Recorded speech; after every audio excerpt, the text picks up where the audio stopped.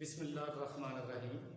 عزیز طلباء، آج میں آپ کو سول تھرڈ ایئر کے سبجیکٹ ہائیڈرالک اینڈ اریگیشن جس کا کوڈ سول 334 ہے کا لیکچر نمبر 4 دوں گا۔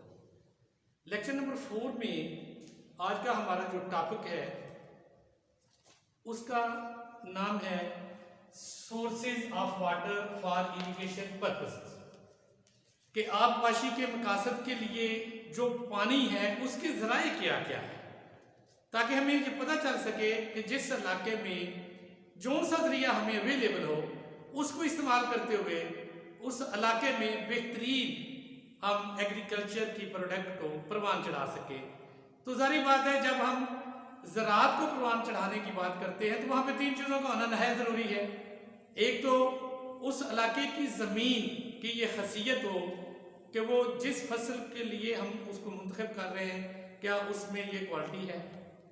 نمبر 2، وہاں کا درجہ حرارت۔ نمبر 3، اس علاقے کا پانی۔ تو چونکہ ہمارا جو سبجیکٹ ہے وہ اریگیشن ہے، یعنی آب پاشی، تو ہم نے فارمرز کو پانی پرووائڈ کرنا ہے تاکہ بڑھتی ہوئی آبادی کی ضروریات کو، خوراک کو پورا کیا جا سکے۔ تو پانی کے ذرائع بیسیکلی جو استعمال کیے جاتے ہیں ایگریکلچر میں وہ 3 ہیں۔ نمبر 1، رین فال یا رین واٹر، یعنی بارش کا پانی۔ بارش کا پانی جو ہے ہمارے پورے پاکستان میں اس کی جو سالانہ رین فال کی کوانٹٹی ہوتی ہے وہ مختلف علاقوں میں مختلف ہے۔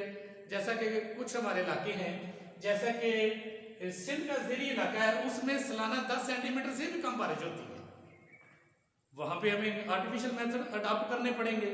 اور کچھ علاقے ہمارے ایسے ہیں جہاں پر سال میں 100 سینٹی میٹر سے بھی زیادہ بارش ہوتی ہے، جس کو ہم شمالی علاقہ جات ہے، کشمیر کا ہمارا علاقہ ہے، تو وہاں پر پانی کی مقدار جو ہے وہ زیادہ ہوتی ہے۔ تو اب ہم دیکھتے ہیں کہ سالانہ پانی کی یہ مقدار جو ہے، جس علاقے میں پانی کی مقدار کم ہوگی وہاں پر ہم کچھ اور ذرائع استعمال کرتے ہوئے وہاں پہ اپنی کھیتی باڑی کو بھی بڑھائیں گے۔ تو بہترین جو ذریعہ ہے وہ رین فال ہے، اس کو ڈائریکٹ اریگیشن سسٹم بھی کہتے ہیں۔ اس میں کیا ہوتا ہے کہ بارش برستی ہے اور فصلوں کو سیراب کر دیتی ہے، جیسے کہ ہمارا راولپنڈی ایرڈ زون ہے، برانی علاقہ ہے، اس کے چاروں اضلاع راولپنڈی، اٹک، جہلم اور چکوال میں نہروں کا نظام نہیں ہے۔ یہاں پر فصلوں کا دار و مدار بارشوں کے اوپر ہے۔ اگر بارشیں وقت پر ہوں گی تو خریف کی فصل بھی اچھی ہو جائے گی، بھی ربی کی فصل بھی اچھی ہو جائے گی۔ تو بارش کا پانی نہیں ہوگا تو یہاں پر کوئی فصل نہیں ہوگی۔ تو یہ پہلا ذریعہ ہے۔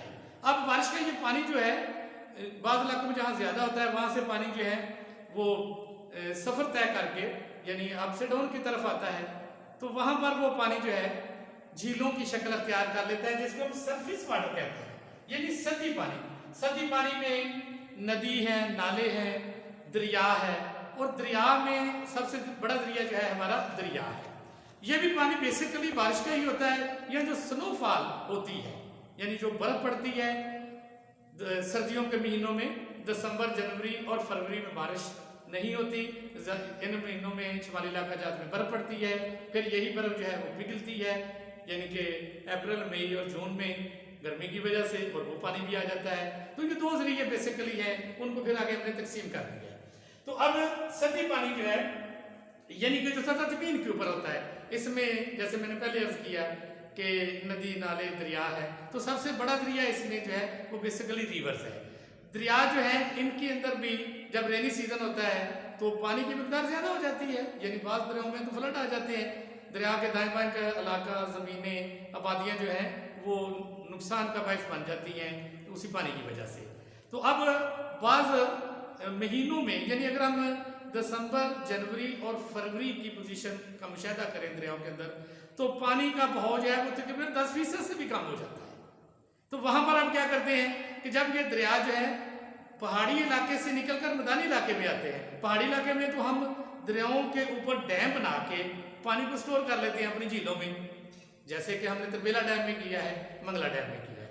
اب جب دریا جو ہے سیمی ماؤنٹینیس ایریا سے نکل کر پلین ایریا میں، یعنی میدانی علاقے میں داخل ہوتا ہے، تو وہاں پر ہم اسی دریا کے اوپر براج بنا کے पानी को हम रोक लेते हैं, उसमें हम गेट लगाते हैं। इस तरह दरिया के दाएं तरफ का इलाका उसको भी हम इसी पानी से सराब कर लेते हैं, और बाएं तरफ का जो इलाका है दरिया का उसको भी हम इसी पानी से सराब कर लेते हैं। तो यूँ हमें उसी बारिश के पानी को वहाँ पर हम इस्तेमाल करते हुए हम अपनी फसलों की ज़रूरत को पूरा कर लेते हैं कि किसी फसल को उसकी ज़रूरत से कम पानी न मिले, क्योंकि अगर ज़रूरत से कम पानी मिलेगा तो उसकी ग्रोथ जो है वो कम होगी, यानी यील्ड ऑफ पर एकड़ कम होगा, तो फिर हमारी खुराक की कमी जो है वो आहिस्ता बढ़नी शुरू हो जाएगी।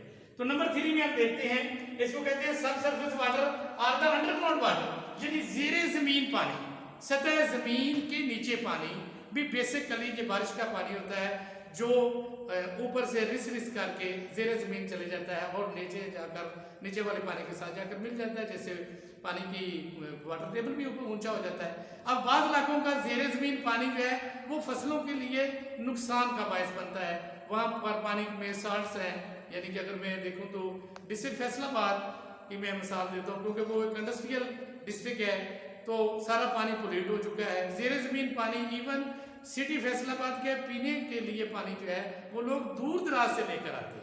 इसी तरह डिस्ट्रिक्ट कसूर की अगर मैं आपको एग्जाम्पल शेयर कर लूँ तो वहाँ पर पाकिस्तान का सबसे बड़ा सीवरेज ट्रीटमेंट प्लांट लगा हुआ है जो कि सीवेज की ट्रीटमेंट कर रहा है, और चूँकि वहाँ पे लेदर इंडस्ट्री है तो वहाँ भी जो ज़ेरे ज़मीन पानी है वो भी ख़राब हो चुका है।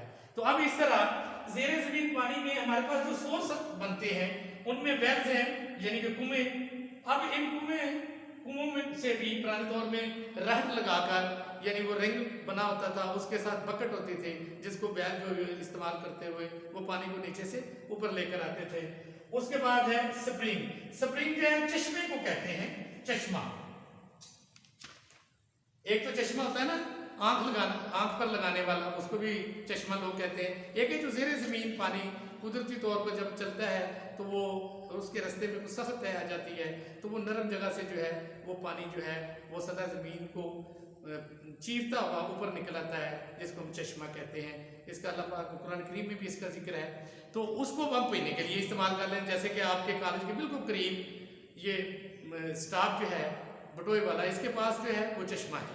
अभी इसी तरह इनफिल्ट्रेशन गैलरीज भी हम ज़ेरे ज़मीन बनाकर उनमें पानी को इकट्ठा करके फिर किसी बड़े वेल में डाल लेते हैं और वहाँ से कोई सोर्स लगाकर हम पानी को अपने फसलों के लिए, बागात के लिए, सब्जियों के लिए हम यूटिलाइज कर लेते हैं। उसके बाद सबसे ज़्यादा जदीद जो है वो है ट्यूबवेल्स जो है वो सतह ज़मीन के अंदर आप बोर करके एक मैकेनिकल मशीनें लगाते हैं, आप इलेक्ट्रिक मोटर लगाते हैं, जिससे आप ज़ेरे ज़मीन पानी को सक करके आप अपनी फसलों के लिए पानी दे सकते हैं। इससे ये वो ज़राए हैं जिनसे हम अपनी फसलों के लिए पानी की पैदावार को देकर अपने खुराक की कमी को पूरा कर सकते हैं। तो आज का ये लेक्चर नंबर 4 ख़त्म हुआ। अल्लाह हाफ़िज़।